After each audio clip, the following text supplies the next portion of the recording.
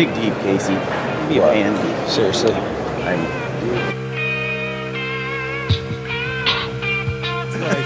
Something like that. It's true, though. But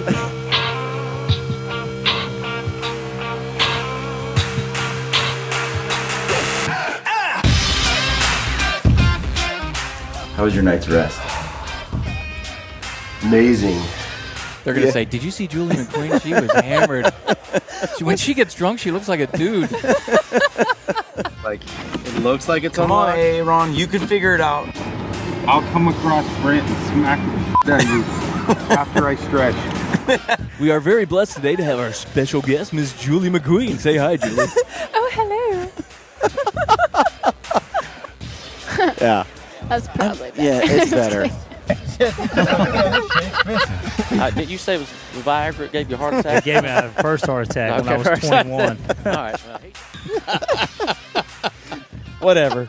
Anyway. One does not simply walk into Mordor. I am very system. And it was the Cialis that got me at 28. Yeah. Nobody says Louisville, man. That's right. Thank you, Sean. You know, and I'm looking right here. I see a bunch of positive people. It looks like the Mountain Ops booth is the place to be. Yeah, seriously. You know? One of us is going to die. And he loops like a, it's like a shiitake mushroom. Things like This old highway's getting longer. I was self-taught, yeah. Hey, you're one of those people that piss me off. I think Bowman cast. I know. Seriously. Bowman podcast. It's like when there's carbon in the air, there's hope. You're like really close to my comfort zone here, though. I'll take that as a compliment. Often. Hey, everybody. Daniel Lee Martin here with Julie McQueen and the Gritty Bowman and his baby brother. This is Cameron Haynes, and you're watching The Gritty Bowman. Hi, I'm Brandon Bates. He's Easton Corbett. You're listening to The Gritty Bowman Show. What he said. This is Wishes for Warriors, and you're watching The Gritty Bowman Show. Oh, yeah. Hi, I'm Eva Shockey, and you are listening to The Gritty Bowman.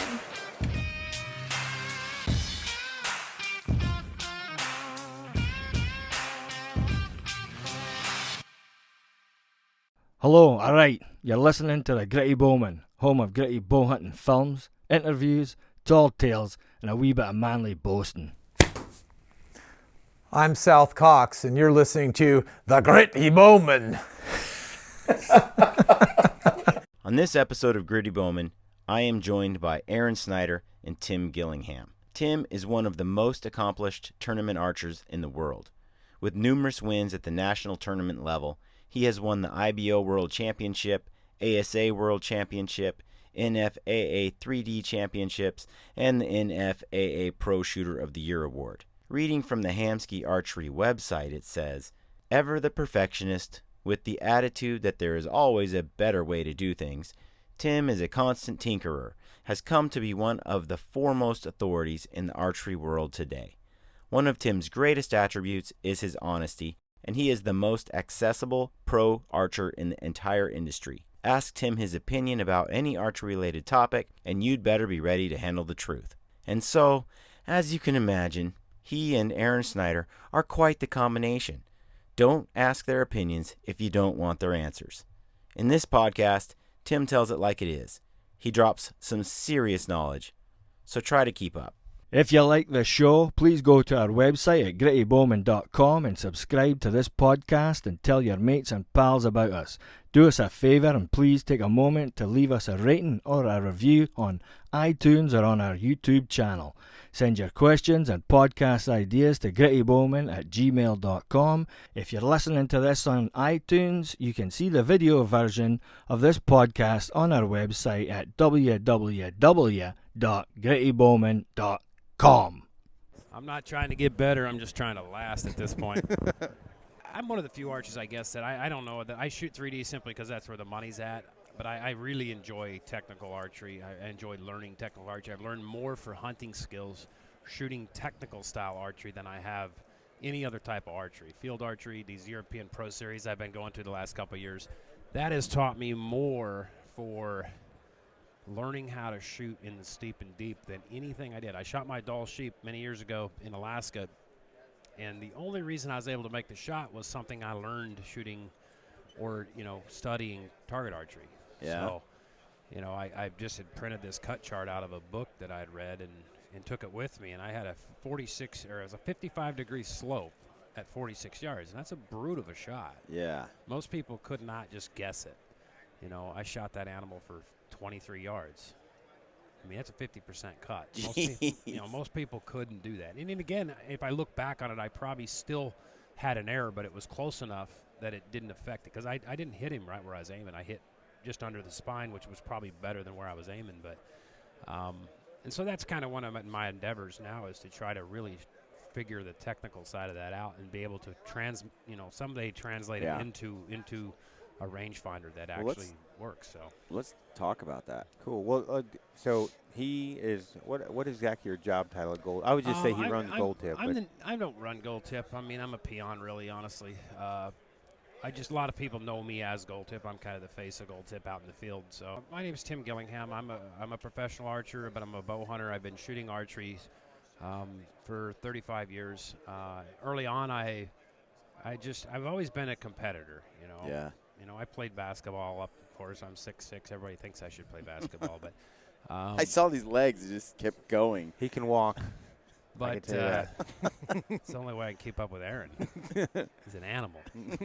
So, but I developed a love for competitiveness, and archery is a sport where you get out of it what you put into it. You don't have to rely on anybody else. You don't play the politics of team sports.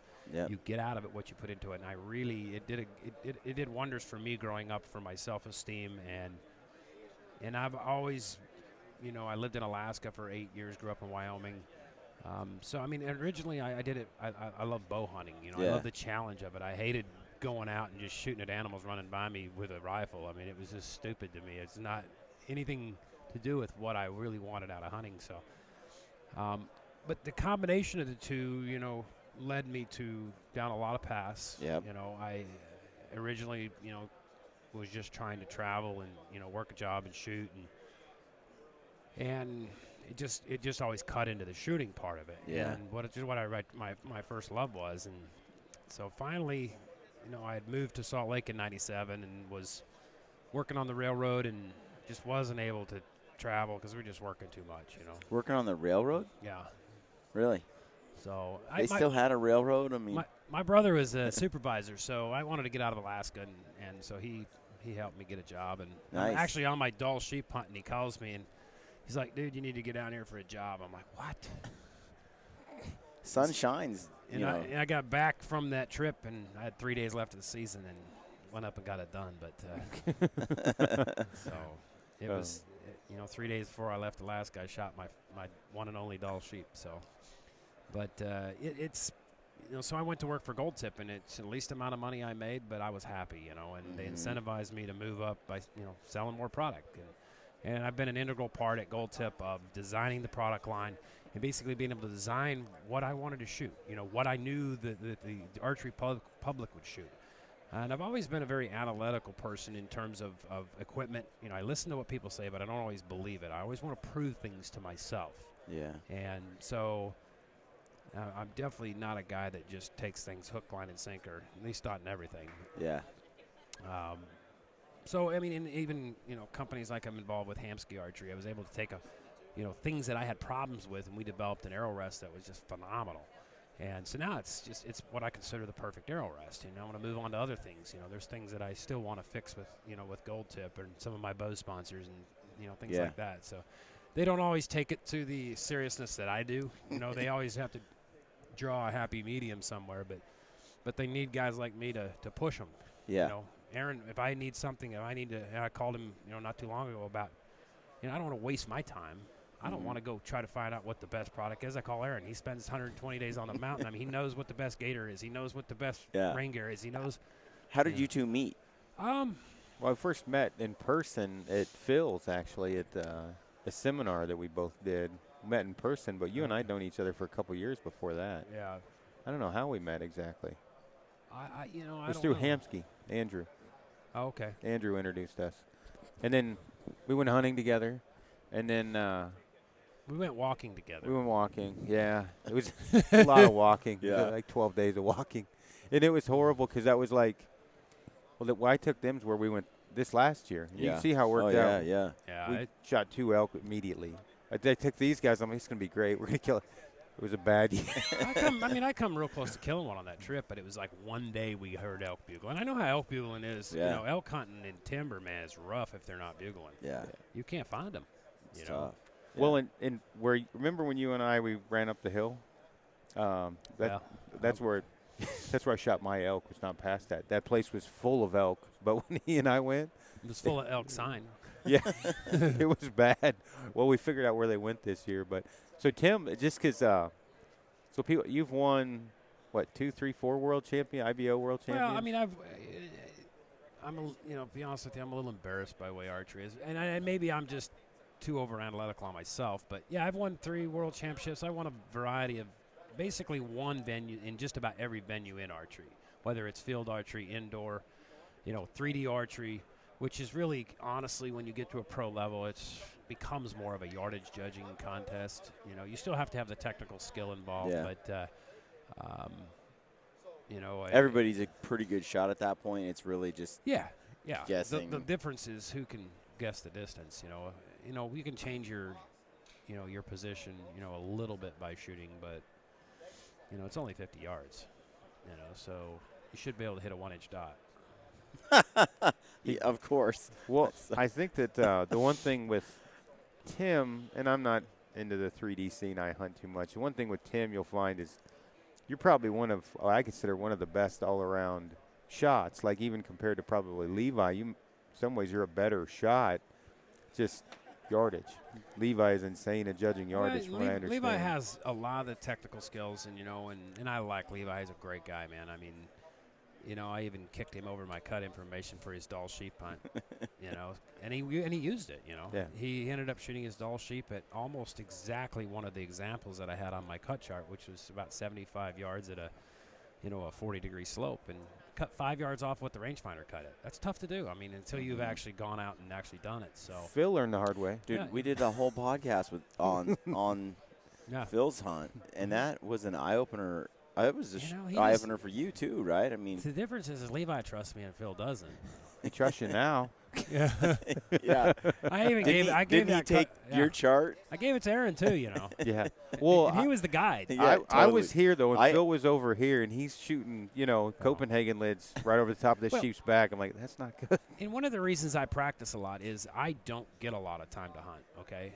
Yeah. My wife, puts up with me traveling 100 days a year, and by the time hunting season comes around, she really wants me home, but I'm not, gonna give in that much. But so I try to do a couple hunts a year, and I want to be prepared for any opportunity I can get. And I've shot lots of animals at long distance, at crazy slopes and stuff, and it takes preparation, to do that. You get out past 60, 70 yards, you have to make a better shot. You have to have your crap together. You have to be able to adjust to, temperature changes. When I went to Kodiak last year, I know enough that even when I go from Utah to California for a tournament, that my sight tapes will be 20 to 100 yards will be 2 foot per second off. Yeah. So when I get, and temperature changes things and changes the drop of the arrow and density of the air and stuff. And so we get to Kodiak last year on a deer hunt, and I went and checked my stuff, and I was 3 or 4 inches low at 100. I thought, it was freezing out, so we really didn't,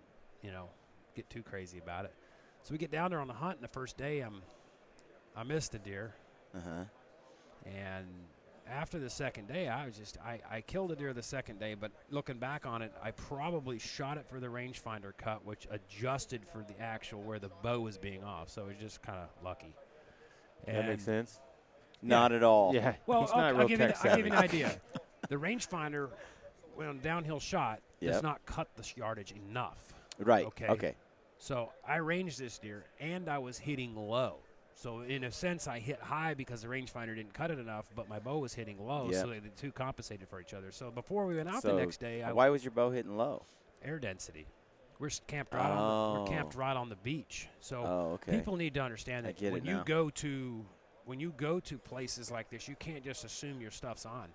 Really? And so the next I knew that. The next morning we're out there and we just shooting our bows in. I was literally on the 30-yard side of my sight tape 4 yards off on the gap. That's just the gap from 20 to 100. So you have this advantage when you're shooting where you're like the sight's off. because of whatever. See, I can't tell if I'm just shooting bad that day. Tim and I have talked about that. I always say the first thing you can't teach anybody is desire. Well, if you shoot, if someone, we were talking about tuning broadheads at long distances, fixed blades. Yep, and you got it. The thing is and I can shoot relatively well, and if I can, a paper plated as 100 is about as good as I'm going to get. Sometimes a little smaller, but on average.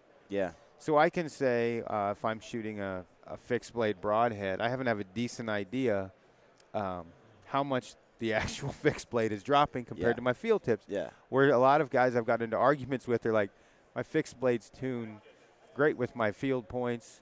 And I'm like, well, your group was the size of a bull's ass. Like, how do you know what was low and what was high? Because there is no median, and mode. It's just like my group was this big, and I'm equally crappy in a circle, and I missed once. It's on. The problem is they shot a group one time, and all of a sudden that's their standard. That's the way they roll. You know? Yeah. So. Yeah. Where you and I, we more live in the realism, the real world. Well, that, hey, what is the average? The reason I hate fixed blades is because although I can shoot them as good as anybody in the world, they suck when you make a mistake. They suck when you hit the wind. They suck, and every damn one of them is no different than the next. Yeah. And anybody who wants to claim otherwise is crazy. Besides the fact, I think mechanical broadheads kill better. Yeah, that's a whole. So in Oregon, they're illegal. Well, so I don't get to use them in Oregon, and they're illegal in Idaho, too. Yeah. And we got 2 hanger-ons. Yeah. They're polluted Are by those the only states? Yes. They're ran by old farts. They're polluted by traditional archers. And the problem that people Tim is way more technical than I am. But if you take a fixed blade broadhead and you dial it in out to 100, and then all of a sudden you're like, there's a buck at 75 yards, and your leg's up here, and you're kind of leaning funny, and you've got too much palm in the grip, and you just can't be in a perfect position, your initial tuning of that fixed blade broadhead is out the window. It ain't going to happen. It's a simple thing, right? Yeah. It's the same in target archery. If guys can't shoot large diameter arrows as well, then they do small diameter arrows, so they assume it's the spine. Mm-hmm. In fact, it's the surface area. Okay, it's just like popping a flame. It's like popping a rudder on a plane. You give them a half a rudder, you turn so fast. You give them a full rudder, you turn faster. Well, a fixed blade broadhead's a full rudder. Right. Okay, the reason mechanicals fly better to your mistakes is broadheads steer opposite of the paper tears. And when I'm doing a lot of broadhead testing, you notice this stark difference. The best way to tell if a broadhead doesn't fly like a field point, which none of them do, including mechanicals, is to take your bow out of tune. Because when you're making that bad shot, you're simply taking the bow out of tune. The arrow is not being struck in the rear, perfectly down the center. So the surface area of that broadhead is starting to steer off. The only broadhead that's magnified. All those errors are just magnified by that. A punch cutter, the old punch cutters, they'd fly like a field point, but they had no exposed blade surface. And even venting, you can have no exposed blade surface and have venting on the collar for the blades to come out like the Epic broadhead. And you lose 4 yards at 120 just to the whistling, and they make a ton of noise. And so, there's no such thing as a perfect world there yet. Yeah. Unless somebody develops it. So. Yeah, you have a lot of guys who talk about. We had this discussion on the podcast earlier, Aaron and I, about mechanical broadheads, and there's a lot of people who just say they're just not acceptable on big animals like an elk. You get. Go ahead. Yeah. Tim's way more on it. One of my problems with that argument is this: how many elk have you shot? One of the huge problems with elk is they're so big that you don't get an exit hole. You shoot into the opposite shoulder, you don't get an exit hole. I hunted with a guy this year, and he shoots this big bull, probably 340 bull, 45 yards, right before dark, and it runs up. You're just on the edge of a hill, and it just run over the hill, and now we got nothing. Never found a stitch of blood. So what do? Start grid searching. That's all you got. Yeah. Whereas when I shoot at like an NAP kill zone, I get instant blood because you get an entry hole. You get a large entry hole, and you have to decide based on what you're pulling for a bow. If you're pulling 60 pounds, maybe you shouldn't shoot an elk with a mechanical. Maybe. Yeah. Or maybe you should go down to an 1.5 mechanical, or, an 1.5 rage, or something like that. So you get you get less energy loss on penetration, but you still get an entry hole. Yeah. Okay, that's the important thing. Is you get an entry hole, so you got blood. That's where you're trailing thing. Well, we talked about this with hunting bears. Prince of Wales Island, man, you hit them with an arrow. Those bears that we've hunted, they don't bleed. They don't. Or you shoot them with a rifle. I've seen them. They don't bleed a drop. Right. You shoot them with a mechanical broadhead, and blood's everywhere. Right. Well, that bear I shot this year, it bled pretty good. But that elk, and I took it on a frontal, and he's the one that got me to shoot the kill zones. Yeah. I shot my elk on a frontal this year too. When that blow spun, my hunting partner could see it, and it was like the movie 300. Blood shot out into the skyline when it twisted, and you could hear him go giggle because it was like, was that real? And there was blood as wide as this table for 18 yards, and it fell over dead. Well, and the beauty of a mechanical is on marginal hits. I'm as seasoned as it gets when it comes to like tournament shooting. I still get rattled. Yeah. I don't sometimes make the best shots because I'm rattled. Right. And so when I shot a deer in Nebraska this year, and just one of those, you're full draw and you're walking forward because you got and he's going to come out of there, and you're just like, it's going to happen fast, and I hit him in the liver, and it just, the marginal hits, they're devastating. Well, and I it's just a neat, you were talking earlier about maybe if you're drawing 60 pounds, but anymore, it seems like the bows that are out there are just so powerful. Well, and I give an example. Jake Jacobson owns Jake's Archery out there in Utah. I mean, he's guy's killed everything. I went to his house. It's like a museum, It's like, and he was hunting elk last year, and I finally talked him into shooting a mechanical. Yeah. And he knows I like the kill zones, and he owns a shop, so he just grabs some off the wall. But he didn't pick the one I would have picked for him. He picked the 2.3. And I don't think he's shooting more than about 63, 64 pounds, but he shoots like a biggest bull of his life, 397. Yeah. And he said, Tim, that blood trail was ridiculous. He said, I've never seen anything like it. And, I mean, again, you get guys like Ashby out there that are promoting these stupid heavy arrows and stupid FOC, and everybody takes everything to the 10th degree, and there's always a happy medium in everything. There's a happy medium in FOC. Front and center on the arrow. Yeah, I mean, where's Aaron at? Well, I don't know. Is he too far on the heavy side? I don't even know. 580. Look at 580. He's got too big of muscles. He pulls like 80 pounds. You can shoot whatever you want. It's not. I was going to say that you can't throw me in the lump of the mix because, as far as if you did a ratio, if a guy was shooting 70 and then the weight of the arrow to 70, I'm at that same ratio. I'm just at 80, over 80 pounds. Yeah. So I mean, and sometimes I'll pull 80 just because I want to push it, but my shoulders. I need to protect my shoulders for competitive shooting. I've been doing it for 35 years, and stuff's starting to get wore down a little bit. So, I'd start to pay for it if I do too much. But 80 is, I shot 80 on Kodiak last year. I love it because I can run a 515 grain arrow at 315, and he's got a 32-inch draw too. It's depressing. 33, 33 and a half. Get it right. His D loop's like a. It's like a shiitake mushroom. Things like it's like that big. No, I shoot a PSC. They actually make them to my drawing. Yeah, you're right. Ridiculous. Yep. Hey, but that's some power. You're packing some power with the draw length and the poundage. It's power, but I still think there's advantages and disadvantages. When you guys are talking FOC, the most important thing, the absolute 100% most important thing with arrows, and arrows are the biggest part of the equation, is the fact that they need to dynamically react the same. So, because if they don't, you want to throw a whole bunch of weight out front and de-spine your arrows. You have good FOC, but you're going to hit crap. Dude, that was a huge eye opener for me. I mean, I got this great bow, and I had trouble. I'm so technical, right? You probably weren't shooting gold tip. I was so frustrated. He's a super black eagle, dude. In fact, let's bring that up real I quick. was shooting gold tip too. I had one of every arrow. I had which, but to your point, is a problem. You start with raw materials and then you make arrows out of them.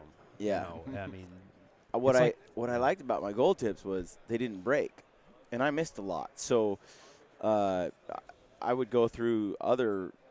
I was shooting. I mean, why not? I mean, I was shooting those full metal jackets. Every time I missed, I have a bent arrow. Well, it's just an expensive aluminum arrow. He just brought that up. So I'm just throwing it out there. I fell down and bent all six. I'm like, sure they're. I'm sure they're never shooting these again. I mean, I bent them all. I pull them out of target, I bent them. And So I was like, I'm not shooting these anymore. But I remember I went to Triple X Archery, and I was talking to Corey Miller, and I was like, you know, why is my bow not shooting consistently? And he's like, it's your arrows. Your arrows are the problem, not your bow. Yeah. And then once he got them all lined out and got all the arrows shooting the same, I was like, holy cow, this is night and day. And I just hadn't I just hadn't realized how important the arrow was. Well, people lump arrows just like they do ammunition, you know, for guns. You know, what sells in 22 shells? The cheapest crap on the market. If I go put standard 22 shells in my Thompson benchmark, I'm going to shoot an inch and a quarter group. If I put Federal premiums through it, it'll wallow a hole out. So arrows are no different, you know. Yeah. Typically, but there is some skill involved. You can only buy a certain level of accuracy. You have to tune the rest of it in there. And there's so many guys out there. They spend thousands of bucks hunting, thousands of hours, you know, tons of hours scouting, and then they don't take the simple. They won't. People will pay all that for that, and they won't pay anything for advice. Well, it surprises me how many guys just pay all that, do all that, and never shoot their bow, and really aren't that consistent. And then when the moment of truth arrives, and they've worked so hard, and there's that bull at 20 yards, and they miss, it's like at that point they're shocked by it. 20 yards, a bull. I mean, Dirk Durham missed. I mean, I don't throw Dirk under the bus, but Corey Jacobson already did that for me. Yeah. Sorry, Dirk. But it happens. Like my cousin Ben, we were out this year. He missed a couple times. And he's killed tons of elk, and he's been Iceman in those situations. Yeah. And hey, I do it. I mean, I shot first deer in Nebraska this year. I got a little bit of breeze, and I got too far left in the shoulder. Just, you know, I was shocked that I did it. I mean, you know, and I'm beyond this, but yeah. You know, you're in that slam dunk mode. You're dead, and you're already celebrating. Didn't work out. That's usually what happens when you've already celebrated. Yeah. You should learn that shooting tournament archery. You know, the body does what the brain tells it to. Yeah. So on the arrows, I mean, what's your take on that? We talked a little bit about broadheads. Well, the most important thing with arrows, because you were talking about front of center, but I interrupted front you. of center. People, you know, people always want to, you know, and I did it early on in my, you know, archery career. I used to weigh every arrow to within 1/10 of a grain, grind everything off until everything was within 1/10 of a grain, until you fundamentally realize that 1 grain is, or 3 grains is 1 foot per second, right? Yeah. So when you start running sight tapes, you understand that you really can't tell 1/3 of a foot per second. Okay, the best shooting I've ever done in my life, I could tell 1/2 foot a second in a sight tape at 100 yards, you know, 20 to 100. Okay. And honestly, most of the time you can't tell. You know, you can't tell a foot. I can't tell 3. I mean, 3 grains at 100. I can't. Yeah, I'm well, not 3 good grains enough. is 1 foot per second. So, if you could sort the difference out between a sight tape 20 to 100. So if you can you can take 2 sight tapes that are off. You know, I use Archer's Advantage, and they're a foot per second difference. You know, if you can sort the difference out, then you can tell the difference. If you can't calculate it. Well, you have to shoot exceptionally well because you're only talking, you know, this much at 100 yards. You have to be that consistent. And to know that's what I whether mean. it's the shooter or the at 100 equipment. I can't. I could You're on just not some that good days. enough. I'm just not. Well, good I can. enough at I mean, honestly, 100. I can tell it with my target bows with a scope setup. Yeah, on a hunting bow, I in can. target arrows. Yeah. Okay. Okay. When you start adding a broadhead and a pin sight, you're not that good, and you don't really. It doesn't really matter that much. Yeah. So most of the time when I was sighting in, I'll sight in 20 to 120, so it just makes my 100 mark that much more accurate. Yeah. You know. So front of center doesn't. I have shot animals with an 85 grain Gladiator broadhead with 7% FOC at 130 yards, and I can shoot groups with anybody in the world with that.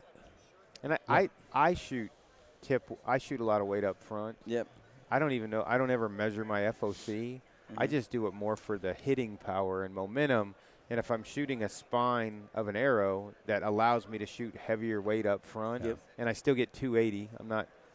It's not going to hurt, but it has nothing to do with FOC because I don't even check my. And I don't. And there's reasons why I take my speeds faster. Okay, at 280, I can only reach about 95 yards.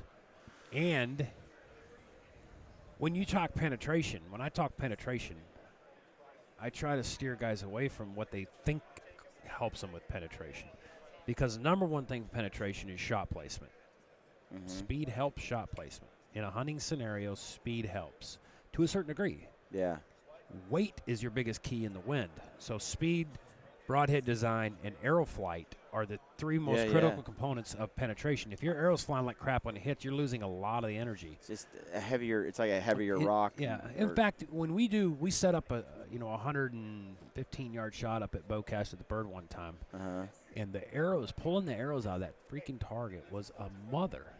And it's because the arrow is so 100% stabilized for flight that it's channeling every bit of its energy straight forward. Into that strike. Most animals I've shot at 100 yards are complete pass-throughs, and I think it's for that reason. So everybody concentrates on front of center, and what front of center does, you have to look at what's actually truly happening when you make a bad shot, okay? That's what true forgiveness is. If you take the vanes off the arrow, you're going to find that front of center or point weight is the biggest contributing factor to stabilizing that arrow. Because if you have, and I use an analogy all the time, if you're driving down the road and you stick your hand out the window when you're driving, and you do it at 60 miles an hour, and you leave your palm open and you start shifting your hand sideways, the wind catches it and takes it. Close your hand up into a point and do the same thing. Then put a weight in your hand and do the same thing. The weight resists the arrow wanting to take off, okay, when it does get sideways due to your mistake. That's the importance of having enough vane on the arrow. That's the importance of having a good tune. It's the importance of every arrow reacting dynamically the same. Probably the most important thing I do is knock tune my arrows. Shoot them all through paper, and there's a lot of gimmicks out here. There's guys selling spine testers, guys that float their arrows. I've done the work. It does not translate into same hole accuracy.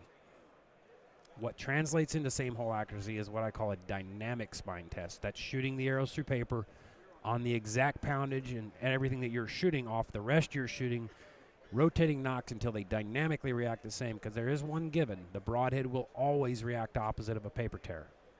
So if they all shoot the same, they're all going to hit the same. And you say knock tune, you're talking about just twisting the knock. Yeah, just turn the knock to the next vein.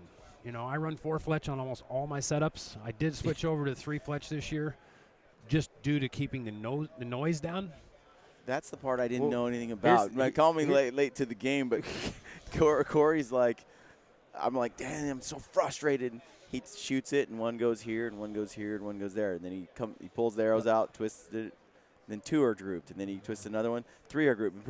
Within like 2 minutes, 5 minutes, he had all of them grouped into the same spot. I'm like, what the chuck was that? Well, here's a fundamental problem, too, is what that teaches you, too. It teaches you a couple different things. You can go test your arrows through paper, and if you're getting an extreme amount of variation, it doesn't matter if you're shooting weak, you can always make them best case scenario by rotating to where they're all close to the same reaction as possible. But if you're shooting too weak, you're never going to have the level of accuracy you need. When you get stiff enough, what you'll see is when you rotate that knock. When you say too weak, what do you mean? Like basically the spine is too weak? The arrow's reacting like a noodle. It can't handle the load that you're putting it under. And so the harder, if you look at the old spine charts, say from Easton and stuff, aluminum, they allow you to shoot way weaker, and for a long time they were really weak. But I think it's simply because we shot a lot of aluminum-based arrows, and aluminum is a more consistent material, plain and simple. It's extruded. You can bend it more, and it bends more consistently. Once you start bending carbon too much, you lose consistency, so you have to operate at a little bit stiffer level. Okay. The bows are so good now, we can tune the bow to the arrow. We don't tune the arrow to the bow anymore, okay?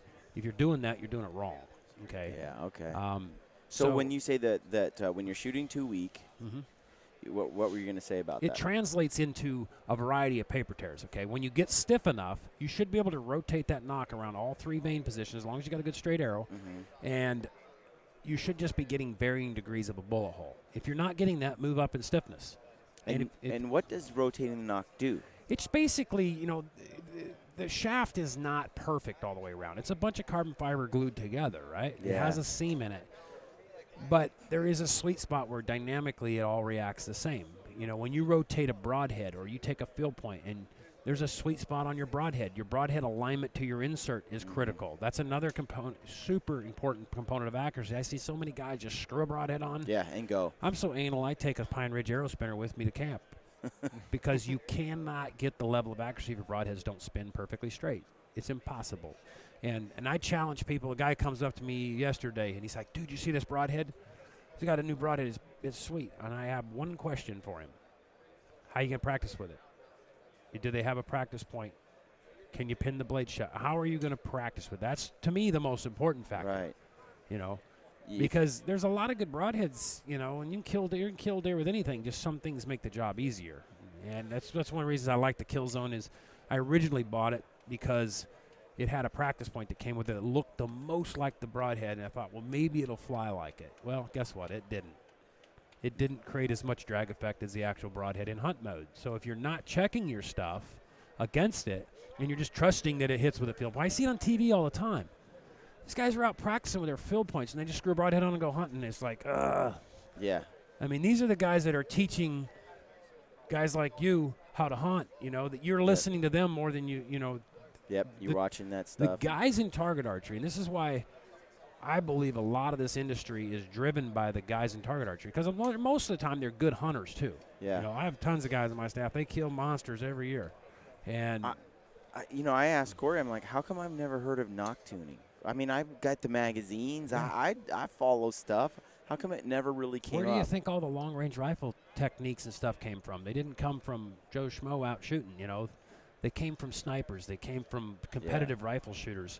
Yep. You know, now it's common knowledge. You can go buy a rifle that you can shoot 600-700 yards with. Yeah. You know, you can go buy the rangefinder that cuts the slope and maps the earth and does everything else, you know, because somebody that was a technical guy created that, you know. And well, so you'll see a lot on the range when guys are shooting, and you know, most of the time you don't realize you could have a guy shooting 6 broadheads. And he doesn't mark his arrows, right? He doesn't know which one may be bad. He just yanks them all, puts them back in the quiver. Yeah. And I'm like watching. I'm like, you've had 7 low left arrows. I'm gonna go ahead and take a bet. That's the same arrow, but he doesn't. He doesn't know. He doesn't pull it from the stack. Yep. Well, and it's being anal retentive, but you have to be accurate. Yeah. With any kind of accuracy at long distance. When I went hunting, because I couldn't get him to tune, I bought a new bow, and I was really excited. I thought the bow would be the answer. Yeah. You know, it was like 3 or 4 years ago. Go and buy the bow, and it shoots field tips like a dream. You know, I'm so excited. I get the broadheads. I'm about a month before I leave. I couldn't get him to tune. I went back to the bow shop, said, hey, guys, they tried it. They couldn't get it to tune. So I'm like, and so I go to another bow shop. They couldn't get it to tune. So I'm pretty frustrated at this point, and I got an elk hunt now in like a week, a few days. So basically, I just picked one arrow and got the broadhead, and I knew that one went center, and I was like, you just don't get to miss. You know, it only takes one arrow. That's so, it only takes one arrow. It's so sad. And so I went out and I killed a bull with one arrow. But I was sitting there in the back of my mind like, you know, this is your one shot. Otherwise, you got to spend a few days trying to get another one to work. Hey, I see it in tournaments too. Guys will be like, they have their favorite arrow. It's like, dude, I got 24 favorite arrows. Oh, that's funny. I got a set of 6 set aside for the shoot off because I just don't want to ding the points and the bushings and stuff up, because I want to be able to grab those 6 arrows, go out there, and they all shoot the same hole. Yeah. And if you follow what I teach, I mean, I can take 24 out of 24 arrows and make them shoot in the same arrow hole. Yeah. You know, funny. and it's all making them shoot in the same hole. It's how you cut the preparation. You know, I cut the shaft. You know, I start a process where, you know, there's videos on our Wet Gold Tip website. Yep. You know, you go to the YouTube link there. I show my process. There's not tuning videos up there yet, but you know, when I discovered forefoot, you live in Oregon or wherever you shoot, they make you shoot fixed blades. Oregon. I went to Montana for the first year this year, and I won't be going back to Idaho. And you know why? Because I have to shoot fixed blades. Yeah. And I hate it that bad. You know, and I was going to say this, you know, when you're shooting out to 20 yards or 30 yards, these things we're talking about aren't as critical. Right. You're right. And so you got guys out there that are like, I don't want to shoot an animal unless it's under 30 yards. But if you become proficient like you, that's because they're afraid of it. I mean, if you're nailing stuff at, you said 90 yards. Oh yeah. Stick them in your hat every time. That's insane. Well, and I actually, the first time on the podcast we talked about, he didn't remember I was getting bashed about the head and face about that mule deer I shot at 80. Yes. And he got on there and was like, just because you guys, he didn't say it that way, but he's like, just because you guys all suck and don't put the work into it, don't yell at this guy type of a thing. And, right. you know, you go to the range, and he's got a range at his house. You go to the range, and we talked about this on the other podcast. You've got a guy missing the bail at 20 and 40 and 50, and then you go put a Reinhardt 18 and 1 at 100, and you lay for, 6 arrows, 5 groups. Everyone on that right side, 80% of them think you're an asshole because you shoot long distance. Now, you would shoot an animal that far. I'm like, you wouldn't shoot an animal that close, would you? Because you can't hit the bail. I mean, I shot a mule deer 2 years ago at 120.5 yards in a 25, 30-mile-an-hour crosswind. But the reason is I've shot enough out in it that I can make a mental calculation.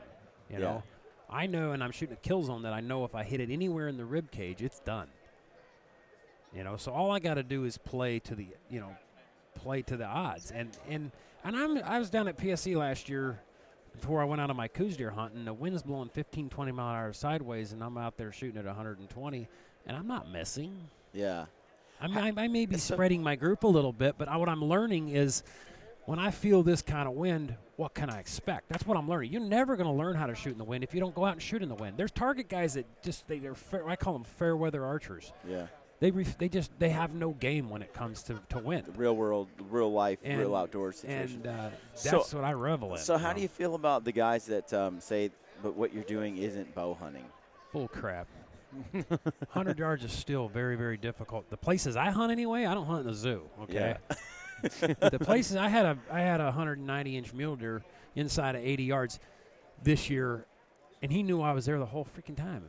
I mean, he just knew. I mean, he was not going to give me a shot. Inside 100 is bow hunting. I don't care what you say. It isn't the same as a muzzleloader that you can shoot at 300 freaking yards. I mean, that you might as well have a rifle, you know. Yeah. Or the reason that they're putting restrictions on sheep hunting in Alaska now, I believe, is simply because everyone people see they can kill. Yeah. You know. I'm a big proponent of, okay, if it's legal, if it's legal, go for it. But then there's this whole ethical discussion. Is it ethical and legal? And is it ethical to take that shot? It's ethical based on your ability, okay? Yeah. Sometimes it's not ethical for some people to shoot 30 yards. Right. You know, it's not ethical, in my opinion, for 90% of the guys. To show up with a broadhead screwed on that day. It's not ethical for 90% of traditional archers that I've seen to even bow hunt with the damn stuff. When they're missing 3D targets at 15 and 20 yards, their ego won't. It's an ego thing, and hunting to a certain degree is an ego thing. It can be. It can be a lot. You know, I use it. For me, it's I think I'm a lot like Aron. You know, I'm not a big trophy hunter. In fact, I think a lot of the trophy hunting has ruined archery. And is ruining the perception of it. The record books, in my opinion, are bought and paid for, and the guys with the money can own them. And because they're just, on a ranch, private property. Yeah, and everybody comes to, I want to go out west mule deer hunting because they've seen it on TV. Yeah. Well, what you see on TV is not what you're going to get unless you got a checkbook, you know.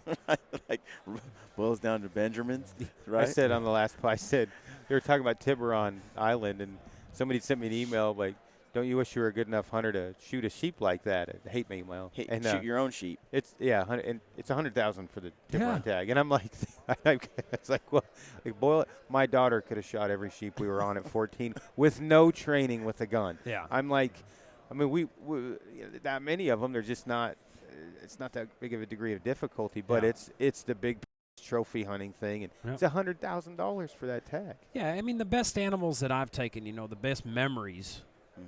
Are always the ones I worked the hardest for. You know, the first elk I ever shot with a bow, I mean, it's my best trophy. It's a 334 bull. It's a nice bull. We saw him the first day of the hunt, and I killed him on the 8th day after going daylight to dark every single day and just manning up the last day after I bumped him first thing in the morning and not walking off the mountain. And that's, to me, what it's all about. It's about manning up and I agree. I think it's about challenging yourself as well. And like, there are some guys who are athletes in this way. Like, let me use another example. Like, there's some guys who can stalk anything. Right. I mean, they can get to within 10 yards. It just blows your mind. They're like ninjas. Yeah. then you got some guys who have 2 left feet and can't sneak up on anything. And part of it, too, is, I see guys, and I was just talking to Levi last night, and he shot his Coos buck. I mean, he was on that buck for 5 hours. I mean, just slipping. Yeah. I don't have that kind of patience most of the time. That's what I was going Or to say. time. And then you got guys that like got 2 left feet, but, man, they can, like, shoot the lights out. And to me, it's like, well, that guy should use what he's good at. I call that evolution. Yeah, to kill an elk, right? He should use what his skill set. Yeah, his strength. There's some guys who, no matter how hard they practice and put work, they don't have that ability to shoot. Yeah, you're right. There are people that simply do not have analytical skills. And, if I was ever blessed with anything, I think that's what I was blessed with, the ability to analyze a situation and create a fix. Tweak it, fix it. He is too. He's like that. And so to me, it's a bad position to be in, to be the guy saying the way you're doing it is wrong because it's not how I do it. Right. That bothers me. Yeah, you got to get out of what you put into it. I love, more than anything, I love going to new places. And I love just dropping into the next drainage and the next drainage and the next drainage until I'm 10 miles from camp and it's dark. I think it's got to be cool. And then I get back to camp and I have to sleep in the next day because I'm hurt. I think it's neat to be able to take – I just think it's neat to be able to take long shots. Yeah. Like, I would like to get to within 30 yards. But if I was really proficient, at 75, I'd love to have that option. To me, it's all hunting. It's just the hunt is the hunt. It's just being able to take advantage of opportunities. I agree, and I think there's this other discussion on technology. Is technology taking over? Are they going to have to? Not yet, because the technology is severely limited, in my opinion, in this industry. I mean, it like you said, your idea was to go buy the best bow. Yeah. And you ended up with 1 arrow and 1 broadhead. And you probably put a whisker biscuit on it, huh? I actually switched. That was one of the things I tried. It must be the biscuit. Didn't help much. It's just, you can only achieve a certain level of accuracy. It's the accessories and it's the little. It's always a combination of the little things that make good great. But still, I mean, it's undeniable that where technology is in archery today to even 10 years ago, there's a jump.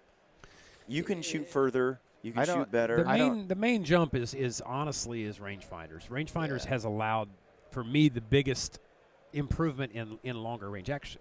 But also, now that I've learned more, it's also one of the areas that needs a lot of improvement, too, because guys rely on them too much. Or you get out there in them longer shots or even shorter shots. Hey, somebody told me the other day that he's like, I carry a rangefinder, but I don't use it. He's full of crap. And he's like, I've shot the last 4 animals, I just drew and shot. Well, I shot my elk that way, but simply because I'm click, click, click, click, click, drop, draw. Because he's coming, and it ain't going to matter. He's so close, But see, I think that I sat there, but I was like, that blew me away. He's like, have you ever shot an animal without ranging it? And I'm like, only when I know they're inside. I know the range. I know they're inside 20, 40 yards. 30 yards. Shooting 310. Who cares? Right. Like I only then I'm like, but I still want to if I can. Well, just to know, right? I tell this guys. I argue about mark distance for 3D all the time, and guys are like, "Well, it's not this, it's not that." I said, "You know what 3D teaches me? That I need a rangefinder. I don't trust myself without it. When I'm as good as they are, when I've won the IBO World Championship 3 times, and I've won tournaments, tons of tournaments in ASA and stuff, and I can still misjudge a target by 4 yards at 40 yards. Yeah. That's not even in really tough terrain. Yeah. You put terrain in it, it's really easy to miss. And so when I can do that, 4 yards is a miss. Yeah. 4 yards is a high lung shot. It's a miss. It's a wound. Okay? I use a rangefinder whenever I won't even take the shot most of the time if I don't use a rangefinder, simply because it's just a risk. Yeah. Okay? Yeah. Back in the day, I shot first time I went to Kodiak. I'm slinging, smoking deer at 50 yards, without a rangefinder. But it's because you don't have any option. You know? I just feel like this, when it comes to technology and people, you got your traditional kind of bow hunter that's like, you're getting too far away from bow hunting now. It's just something else. I feel like we rely on our Fish and Wildlife Services to go and biologists to check, manage the wildlife, issue tags, track harvest rates, the whole deal. And if they need to adjust them for seasons to manage those populations, fine. But how we take them, some people don't even. It's not even about the hunt; it's just getting some meat in the freezer. Right. Yeah, that was my family growing up. I mean, it was about meat, man. I mean, we didn't eat. It's like anything somebody. We got into this discussion for a while on on forums about there being something, about fair chase, and when you shoot like that, no longer does the animal have the ability to escape you when you're shooting 1,800 yards with a rifle. Well, the rifle argument. I mean, I know guys take their wives out at 800 yards and pound stuff. I mean, that's the reason they have to limit rifle seasons so much, is because they're 100% success almost. Yeah. And so that's exactly how I look at it like that. For a lot of these guys, some of them aren't really there to experience a fair chase hunt. Right. They want some organic meat to bring home, right? Yeah. And as little time as possible they can spend trying to do that is their goal. Right. Everybody has to do it for their own reasons, for sure. And as long as for me, as long as it's legal and they're showing respect to the animal. I get frustrated with my home state because they manage everything not for the general public. They manage it to make money off of it. Yeah. And there's a certain degree of that should happen because they can generate a lot of money for wildlife management. But, it's money. It's public wildlife. Yeah. And you should be generating, the most amount of opportunity for the least amount of impact on the herd. Idaho does it. They manage hunter success rates. So we give so many tags to the bow hunters because we know they're not going to impact the herd. Right. We give so many tags to the rifle hunters because we know they're probably going to kill everything they look at. They know the success rates on average. Yeah, but the state of Utah doesn't do that. Yeah. If you want to kill 5 elk, they give 5 to the bow hunters, 5 to the rifle hunters. Nothing to do with success ratios, and it's because they create an age class in animals in most areas that are big trophy animals that they can, and we also auction off twice as many tags every other state in the union. So they generate a lot of money through sports and for fish and wildlife, but a lot of that special interest stuff, man. Yeah. So if you got money, you can get a good tag every year. I know. On top of that, we have, the cooperative management units that, are available to anybody that wants to spend, going rate for a bull tag on those is $8,000. I mean, you're taking the little man that wants it for meat out of there, or just wants a good experience hunting. So therefore, I don't even hunt in the state of Utah hardly, ever.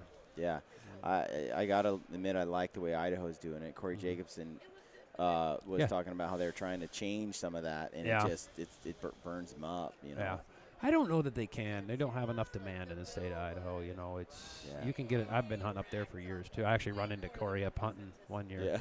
So. It's steep and deep country, and I talked to a guy yesterday. He's like, I want to come out. I'll spend money. I said, don't spend money. Buy a tag and do it yourself. I'll start you in the right direction somewhere. I mean, it's just a matter of effort at that point. And, you're not going to get a better experience with an outfitter, especially a guy outfitting on public land. Yeah. Because he doesn't have he's got his pocketbook in mind more than he's got your best interest in mind. You at least control your destiny if you're out there. But a lot of guys, I understand back east, they're not. It's a big step. They're nervous. They're nervous. They're not comfortable with being out on their own. But really, it is so simple. Find a place, buy a tag at the gas station, go up and start wandering around. I mean, backpack in for 3 days, come back out if you're and you may not. Yeah. I mean, I've researched an area and I know it, and I might go in there and not see elk for 3-4 days. That's just kind of. That's what happens when you hunt with Aaron. We saw some stuff. We saw some. Oh Lord. Yeah. Well, I mean, it depends on the area too. If you're hunting just solid timber, man, elk hunting can be rough if they're not bugling. Yeah, that's something I was going to say earlier. I'm hunting blacktails in Oregon on the coastal areas, and when you shoot them with a fixed blade, they sometimes don't bleed. I shot a blacktail this year. Or the rain washes it away. Yeah, for some reason it went in, and it just didn't exit. It hit some bone here right under the offside. And that deer ran off. Just there were a couple drops of blood pretty far right where I last had seen it, but just didn't bleed. Now you hit them with a expandable and they just gush. There's an exit. There's a giant entry hole. Yeah, it depends on the entry hole. It depends on which mechanical. Yeah. They're not all created equal either. So I mean, you can kill deer with all of them, but they're definitely not all created equal. Yeah. So, but on the average, though, when I that's a big deal to me because it's so thick that if a deer runs 100 yards, it's tough to find. Where Anthony shot that elk this year, we could see for, 2,000 yards. I mean, it's just barren. So it was wounded. We ran that thing down for 3 miles almost. Yeah. Wasn't wounded that good then, huh? Not the best. We ran him down. Yeah. we got him, but it wasn't the – we did a whole podcast on it. You guys look like Aaron could run him down. I know that. I've been there. But, it was like it surprised me, too. I learned a lot about elk on that trip. Like, they don't have that much endurance, but they can put 300 yards between you in no time. Elk don't have endurance? No, not like humans do. Oh. So 300 yards, and he's you're not way dealing with over there. Normal humans like me. Oh, that's funny. I mean, he's foaming at the mouth, and he's, he just got tired. We just kind of – but they can put that distance between you immediately, but over the long haul, as we're chasing, they don't Remy Warren did an episode on Apex Predator where he chased him like a wolf, and it was pretty cool to have him explain it, but it was the same kind of principle. I read a book on like they do persistence hunting in Africa where they run down a kudu. On South Africa and the Bushmen. Yeah. You could never do that. They run them down, man. You could never do that on the coast. Yeah, right? No. They go 10 yards and they disappear. Yeah. So you got to become a better tracker. There's no blood. I mean, no, you got the footprints. They do it by footprints in Africa, man. It's a skill set. I need to work on that. It's insane too. I went to Africa once and I shot this warthog, and I mean I hit him. I thought I pocket rocketed him, but I hit him 3-4 inches up from the bottom, inch off the shoulder, and he's alive an hour. And I kind of lost the blood, and I thought, well, maybe I should go get those trackers. I want to see what they got, dude. Just walk right to it? No, they weren't walking, trailing. They were running. It's insane. And it's like they have a sense about the animal. They're crisscrossing the path. Yeah. And then they jump it up, and they bolt after him. They're like trying to run the last bit of blood out of him, I think. And it worked. Wow. It was insane, but to watch, that kind of skill.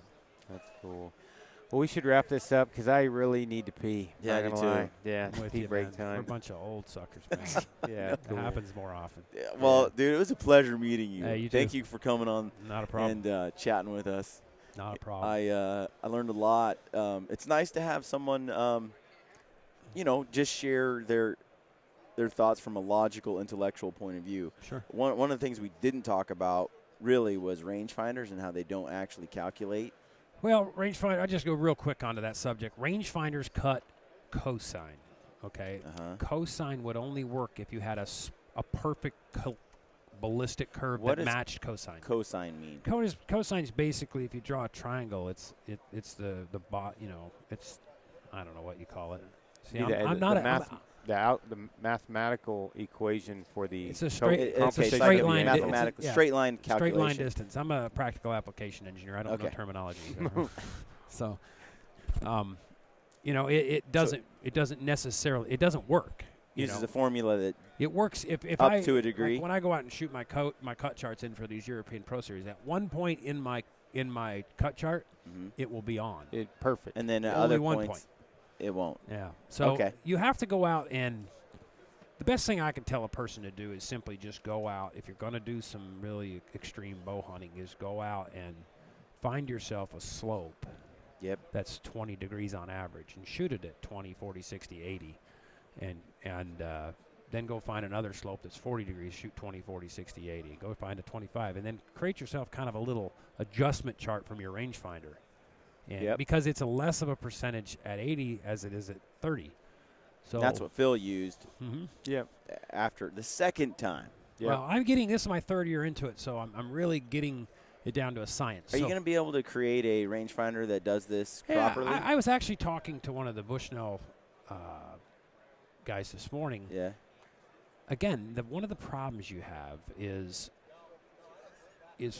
having the resources to do it, because if you don't have, again, it goes back to you can't teach desire to anybody. These guys are always wanting to take this whole industry is kind of rife with that. They want to take the average approach. They want to satisfy the guy that's going to do the majority of the sales rather than building the best product and letting people settle for the rest. But it just takes more effort, Yeah.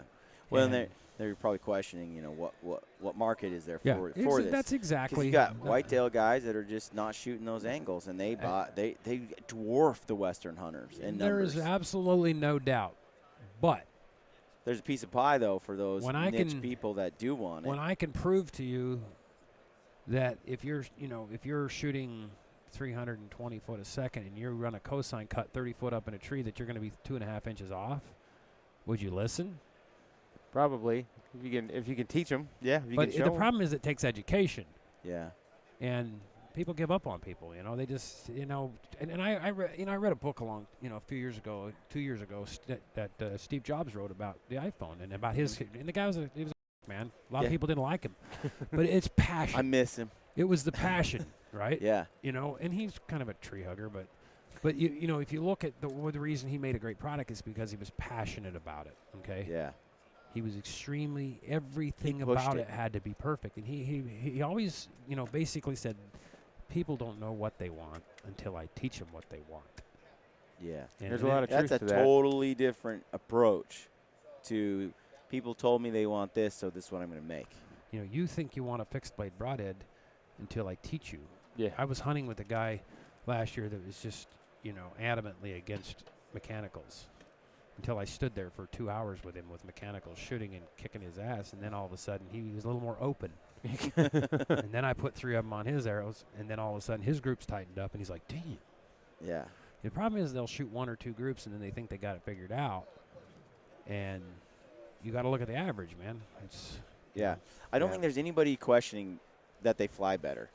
They kill better, too. What you get is those questions on how well do they kill. Yeah. I agree that's with the you. most ironic thing is you think people sell people short, and the guy that needs them more than anybody is the inexperienced guy because he doesn't know how to make an arrow fly. You said that. Yep. You put a muzzy on it because you bought it at Walmart and it was the cheapest. Yeah. It had the worst flight characteristics of anything out there. And, the average manufacturer is putting a 3-blade or a 2-inch high-profile vane on in a slight offset, which is borderline, in my opinion, for any fixed blade. When I switched to 4-fletch, I was shooting 4-inch hard helical. Yeah. And I'm having broadheads plane off and hit the dirt. And when I switched to 4-fletch, it went away. So it takes a little more technical expertise, a lot more technical expertise to make a fixed blade fly good. But you get those guys that are, that are stuck in their way. And you're not going to change your mind. And the problem or it's going to be harder to change your mind. It's going to be hard, and that's the problem. And even if you could, and sometimes you can, sit a guy there at 40 yards and show him why his system is flawed and how your system may be better, because we all have wieners. We all just muscle up. And not all of us. Yeah, some women are. No, I'm using men and you know what I mean. It's all have egos. Yeah, it's all about the male ego. There's no doubt. I mean, it's some guys won't back down. I grew up with a guy that shot a 100-pound Oregon bow, shot fingers, and he would not shoot a peep. And I don't know how many times I kicked his butt over and over at 16, 17 years old. To this day, I think he shot a release last year, and he's probably 65. Well, you can't. And we do need to wrap this up. But the one thing you're gonna pee your pants. You can't. Well, it's funny. You get like this big. My whole crew shoots basically the same system I do. Right? Yep. Shoot gold tips. They shoot kill zones, and people are like, "Oh, you're an Aron Snyder leg humper," and they're like, "No, the system works. What he does, his setup works. I have no need anymore to, because they'd always call me, like you get. Yeah. What should I do? Can you fix this? Can you come to my bow? It's not flying very good. And we're in that now. They're on a system. and we all change things, but it's quick, it's easy, and it's clean, and it Yep. works. Rather than the 20 years in life before that, like you, arrows, broadheads hitting the dirt. Now they're broke. Their wife's pissed. They got to buy more. Where it's like, use some common sense, learn what you're doing. Yeah. and Well, I'm all about simplify finding things. somebody who has a formula that's working, and then just copy it. I'm a 35-year student of the game. Okay, I know probably more than anybody in the world when it comes to technical expertise with a bow, but I still learn stuff every day. I learn stuff. But I have just more data to work with. You know, I get clarity on certain subjects all the time. You know, I have so many different setups over the years that did this and that and this. And I talked to John Hernandez from Bowtech yesterday about this cam system, and it's like, whew. He was, I mean, you know, the technical engineering side of it, I don't know that I care as much about, but it's good to know. Because you know, and he was definitely going over my head, you know, as far as when you're talking application. Engineering I you know, to me the cam's going to repeat itself. Yeah. You know, the importance of, is it going to kick my butt, or is, you know, is it too much? Is it fast? I mean, you know, whatever. That's an engineer's job. A little too far, but My you're talking about what I want to understand is what makes it repeatable. Okay. Yeah. Where are the problems going to lie? I mean, that's my expertise, is troubleshooting that out. So. Well, that was cool, Tim.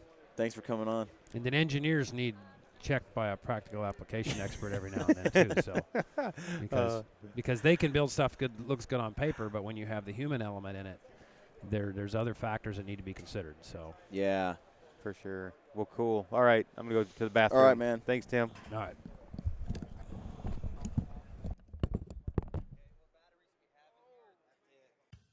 Okay, Gritty friends, I hope you enjoyed that podcast.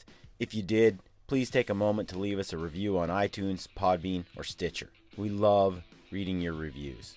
And connect with us on social media if you're on there.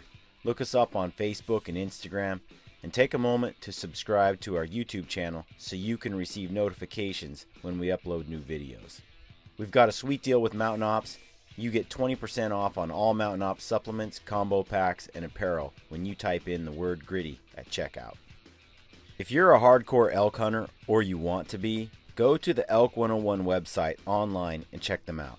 Our friend Corey Jacobson is killing it with some of the best elk hunting information and entertainment on the web. If you haven't heard, we're doing a huge gear giveaway to try and grow and expand the gritty community on Facebook and Instagram. I asked a bunch of friends to pitch in on this gear giveaway, and they all came through with some awesome stuff.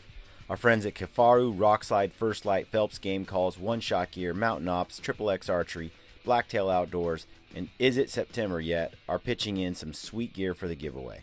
We'll announce all the details in the next few weeks. All you have to do to be entered to win is like our Gritty Bowman Facebook page and follow us on Instagram. Alright friends, let me leave you with one other quote from Theodore Roosevelt, who said, "It behooves every man to remember that the work of the critic is of altogether secondary importance, and that, in the end, progress is accomplished by the man who does things." We all have a choice. We can be people who do things, or people who criticize the work of others. It's pretty simple, really. Get out there and do your thing. Good luck on your hunts, and stay gritty.